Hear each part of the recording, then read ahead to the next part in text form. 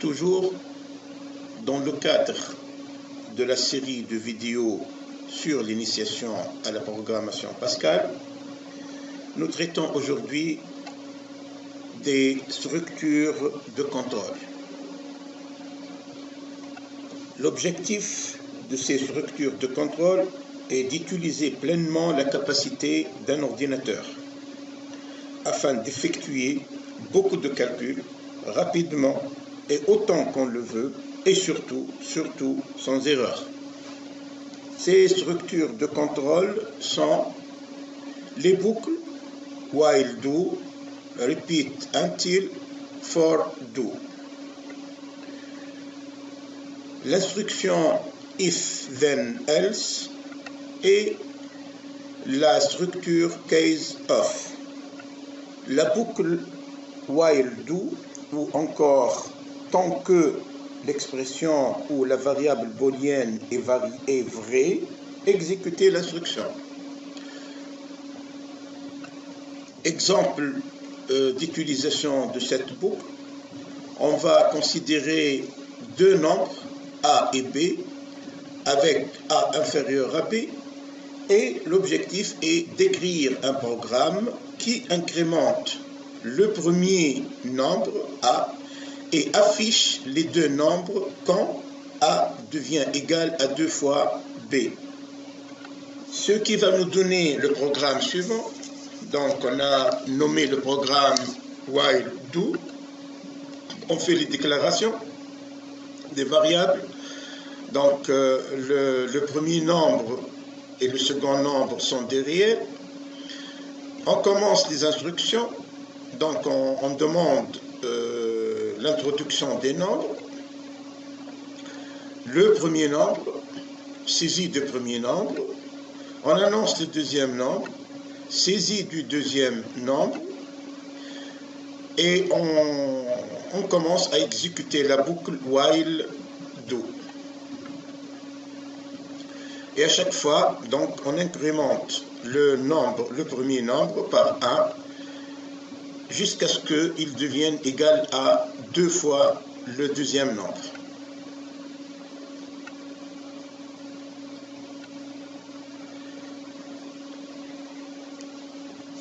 Testons maintenant ce programme. Donc on va ouvrir, puisque je l'ai saisi déjà, donc on va l'ouvrir, la boucle while do. Nous avons donc notre programme ici. Donc on a déclaré les deux nombres, le premier et le deuxième. On a exécuté l'incrémentation first number égale à first number plus 1. Et on affiche quand le premier nombre est égal à 2 fois le second nombre, on va les afficher. Exécutons, voyons qu'est-ce que ça donne. Donc on va donner le premier nombre, deuxième nombre. Donc on a saisi le premier nombre est égal à 5, le deuxième nombre est égal à 5, donc il a fait les incrémentations nécessaires jusqu'à ce qu'il a obtenu que le premier nombre est égal à 2 fois le deuxième nombre, c'est-à-dire 5 fois 2 égale à 10, et il a affiché les deux valeurs. Quelques remarques. Si l'expression booléenne est fausse dès le début, c'est-à-dire un début de programme, l'instruction n'est jamais exécutée. Pour notre cas, si le premier nombre est égal au second nombre, l'instruction n'est jamais exécutée. Sachant que l'initialisation des variables à une valeur initiale n'est pas automatique, alors il faut veiller, en cas de besoin, d'initialiser les variables par l'affectation de la valeur initiale à la variable. Sinon, le programme risquerait de donner n'importe quoi. On ne peut répéter qu'une seule instruction à la fois, mais celle-ci peut être simple, comme dans notre cas, comme dans notre exemple, ou composer, voire le cours précédent. La boucle repeat until, répéter jusqu'à ce que, donc la structure de la boucle repeat les instructions until la condition. En d'autres termes, répéter les instructions jusqu'à ce que la condition soit vraie. Un exemple, on va revenir un peu sur notre précédent exemple et on va supposer que l'affichage des deux nombres ne peut avoir lieu que si le deuxième nombre est égal à une certaine valeur. Ce qui va nous donner le programme suivant, que nous avons nommé repeat until. Donc on a déclaré les variables, premier nombre et second nombre. On commence les instructions. On a fixé la valeur du second nombre à 50. On annonce l'introduction des nombres. Donc on commence par le premier nombre, saisie du premier nombre. On annonce le deuxième nombre. Et on commence la boucle repeat qui va lire le second nombre tant que la condition que nous avons fixée dans le programme n'est pas réalisée. C'est-à-dire, tant que le second nombre n'est pas égal à 50, on demande la saisie du second nombre. Et quand on obtient la valeur du deuxième nombre est égale à 50, c'est-à-dire quand on saisit la valeur 50 comme étant celle du second nombre, à ce moment-là, le programme nous affiche cette information. Bravo, vous avez trouvé la bonne valeur du deuxième nombre. Donc on va exécuter ce programme. Il nous demande le premier nombre, disons 14. Il nous demande le second nombre. Il continue à nous demander le second nombre. Donc, on va saisir la valeur de 50, valeur qu'on cherchait par le programme. Voilà, donc bravo, vous avez trouvé la bonne valeur du deuxième nombre. Donc, le premier nombre est 14, il est là. Le deuxième nombre saisi, c'est la valeur de 50. Quelques remarques. Si au début du programme, la condition est vraie, les instructions sont exécutées au moins une fois. Nous passons maintenant à la boucle for do pour faire. La structure de cette boucle est comme suit, donc for. Nous affectons dans la variable la valeur initiale. Et on commence à l'incrémenter jusqu'à ce qu'on arrive à affecter à la variable la valeur initiale finale. Et puis, quand on atteint cette condition, on exécute à ce moment-là l'instruction. Si on peut traduire ça pour variable variant de valeur initiale à valeur finale, exécuter instruction. Remarque, cette boucle est surtout utilisée dans les cas où on connaît d'avance le nombre de boucles à effectuer. On va faire un exemple. Supposons que nous avons la série statistique relative à la mesure du diamètre d'un lot de pièces mécaniques.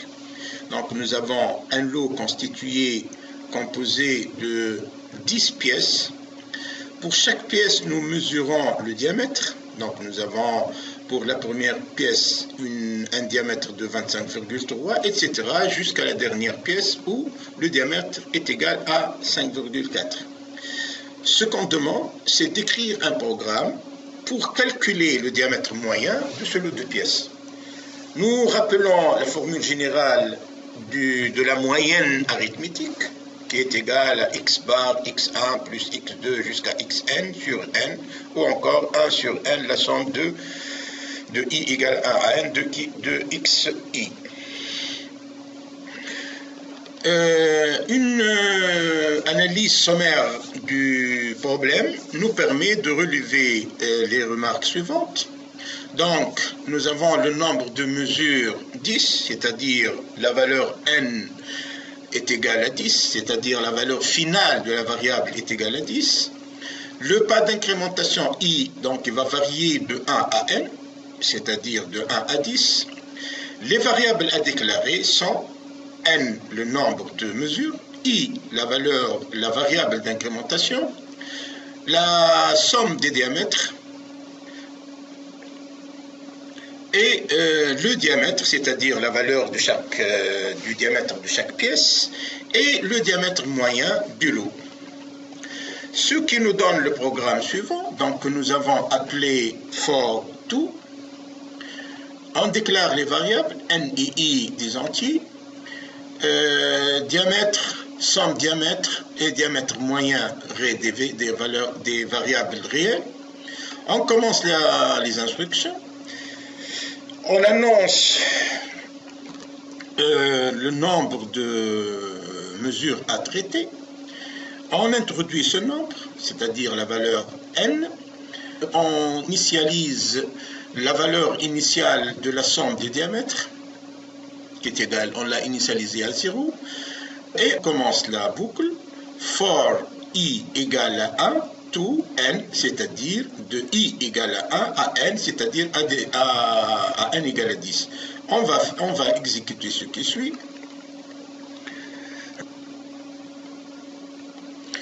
On commence les instructions. Donc,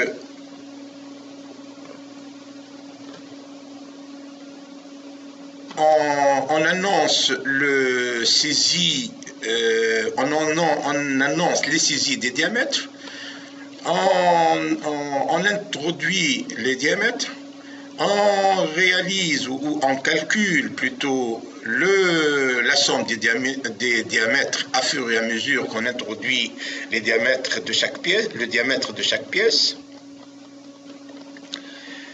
On calcule le diamètre moyen, qui est égal à la somme des diamètres sur la valeur n, le nombre n étant le nombre de mesures.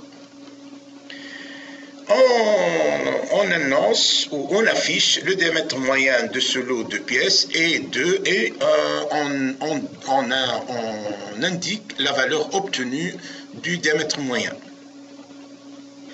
Exécutons maintenant le programme. On commence par l'ouvrir. Donc, la boucle for do. Donc, on a ici notre programme, la déclaration des variables, les différentes instructions, etc. Donc, on va l'exécuter. Donc, on va introduire le nombre des mesures à traiter. Pour notre exemple, c'est 10 mesures. Il nous demande la première qui est égale à 25,3. La deuxième qui est égale à 24,9. La troisième, 25,2. La quatrième, 25,4. La cinquième, 25,6. La septième, 24,8. La neuvième, 24,9.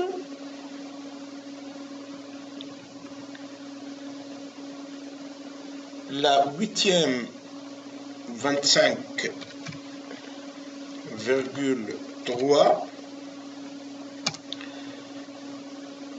La neuvième, 25,1. Et la dixième, 25,4.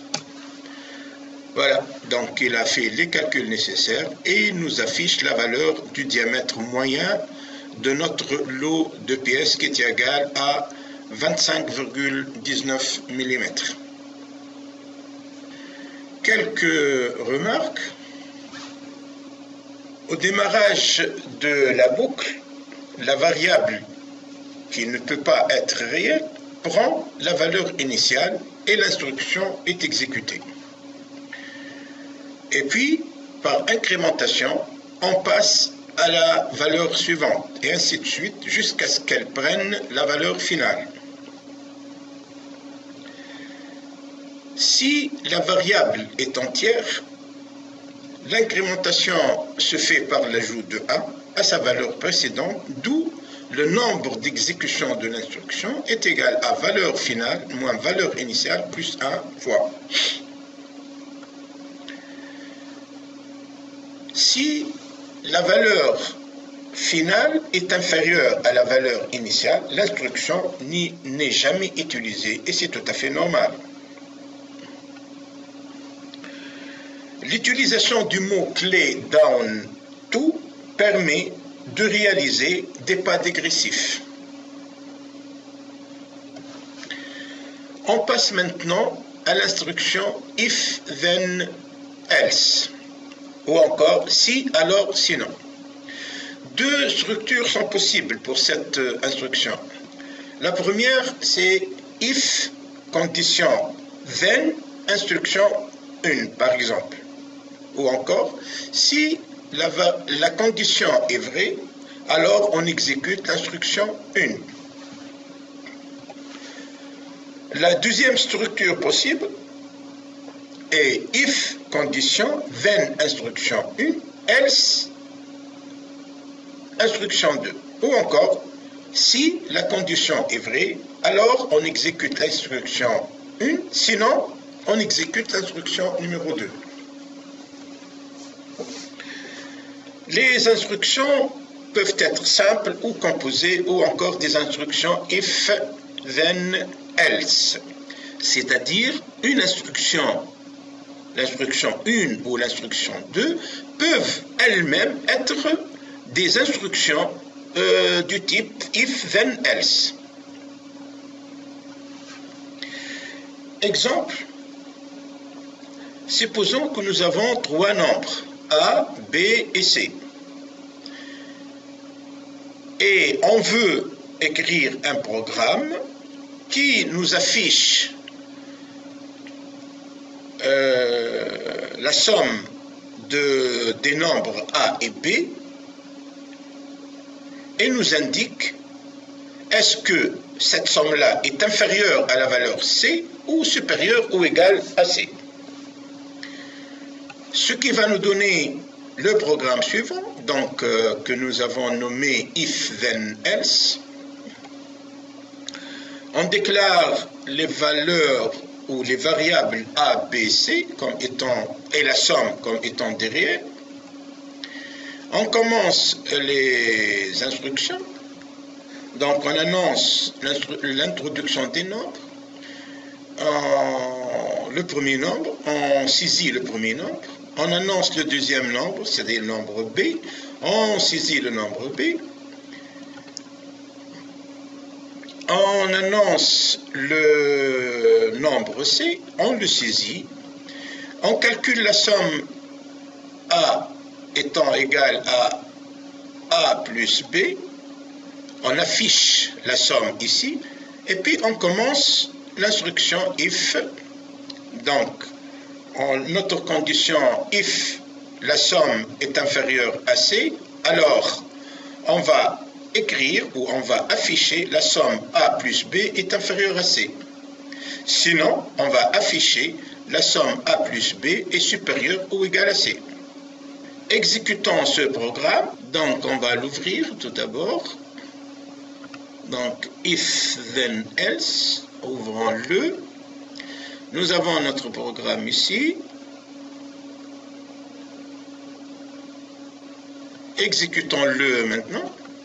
Donc on va saisir la valeur de A, la valeur de B, la valeur de C. Il nous affiche la somme A plus B est égale à A, est égale à 16. A plus B est égal à 16. Donc, la somme A plus B est inférieure ou égale à C, qui est égal à 4. Passons maintenant à l'instruction case of, cas parmi. Structure. case expression of liste de cas. Donc, première liste, deuxième liste, énième liste, etc. Pour chaque liste, il y a une instruction à afficher.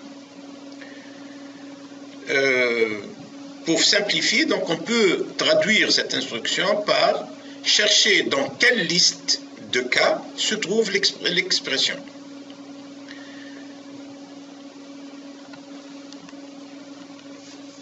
Un exemple, soit trois nombres A, B et C qui est égal à A fois B.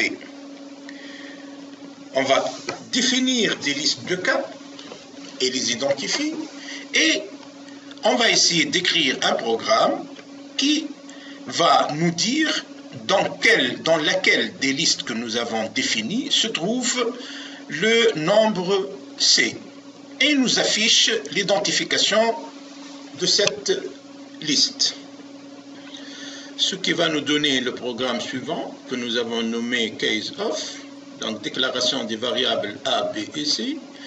On commence les instructions, on annonce l'introduction des nombres, on annonce l'introduction du nombre A, on le saisit, on fait de même pour le nombre B et on le saisit, on affecte dans la variable C le produit A fois B, on commence l'instruction case of, on définit la première liste qui est composée des nombres 0, 2, 4, 6, 8, 10 et de l'identification de la liste, c'est-à-dire si C se trouve dans cette liste-là, le programme va nous afficher ce qui suit, la valeur de C et l'information là comme quoi le nombre C est pair et est inférieur à 10. Deuxième liste qui est composée de 1, 3, 5, 7, 9. L'information affichée, c'est la valeur de C et l'indication que le nombre C est impair et est inférieur à 10. La troisième liste qui est composée de 20, 30, 40, 50, 60, 70, 80, 90, 100 et l'information affichée, la valeur de C et on informe que le nombre C est un multiple de 10 et est supérieur à 10 et inférieur ou égal à 100. Si notre nombre C n'est pas dans ces listes-là, alors le programme va nous dire qu'il va nous donner la valeur de C et nous informe que le nombre C n'appartient à aucune de ces listes. Donc le AND rouge avec le point virgule, c'est le AND de l'instruction case of et le AND avec le point, c'est le AND de tout le programme. Exécutons ce programme maintenant. Ouvrons-le tout d'abord. Case of.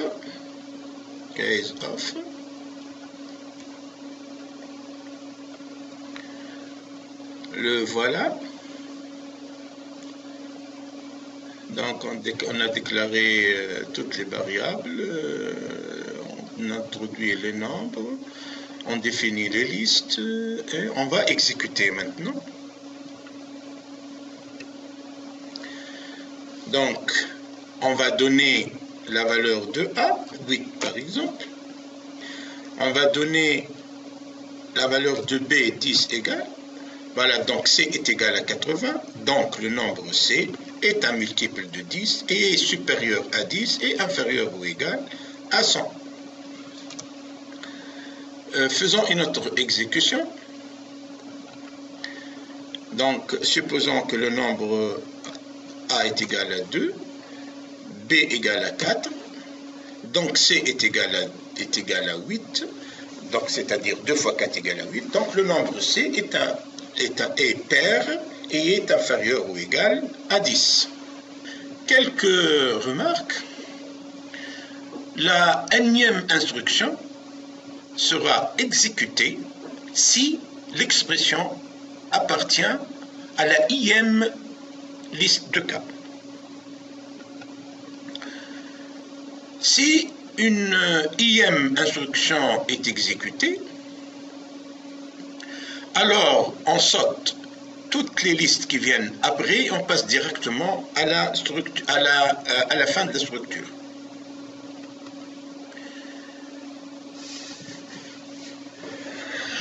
L'expression doit être du type scalaire, pas de réel.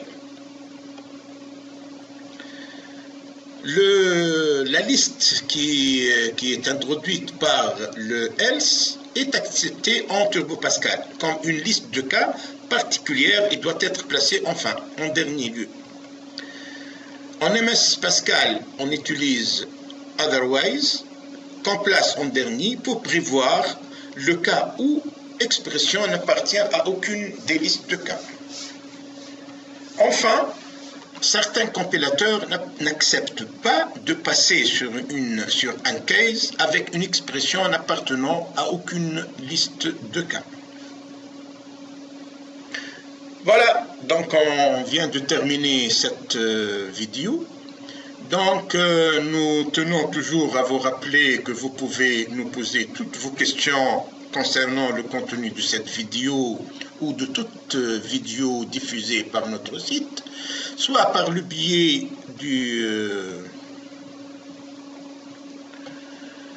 formulaire de contact, dont voici l'URL, soit à travers notre adresse email websavoir@hotmail.fr. Merci pour votre attention et j'espère bien vous trouver pour une autre vidéo.